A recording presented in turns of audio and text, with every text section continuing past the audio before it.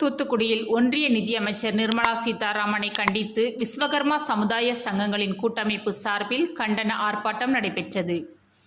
ஜாதிவாரி கணக்கெடுப்பு நடத்த வலியுறுத்தியும், விஸ்வகர்மா என்று ஒரு ஜாதி இல்லை, பாரம்பரிய தொழிலும் அல்ல என்றும், பல்வேறு வகையான தொழில் செய்பவர்களையும் விஸ்வகர்மா சமுதாயத்துடன் இணைத்து கூறிய ஒன்றிய நிதியமைச்சர் நிர்மலா சீதாராமனின் பேச்சை கண்டித்தும், அவரது பேச்சை திரும்ப பெற வலியுறுத்தியும், கல்வி வேலைவாய்ப்பில் இடஒதுக்கீடு வழங்க வலியுறுத்தியும் தூத்துக்குடியில் விபிடி சிக்னல் அருகே விஸ்வகர்மா சமுதாய சங்கங்களின் கூட்டமைப்பு சார்பில் ஆர்ப்பாட்டம் நடைபெற்றது. ஆர்ப்பாட்டத்திற்கு தூத்துக்குடி மாவட்ட விஸ்வகர்மா சமுதாய மகாஜன பேரவைத் தலைவர் முருகேசன் தலைமை வகித்தார்.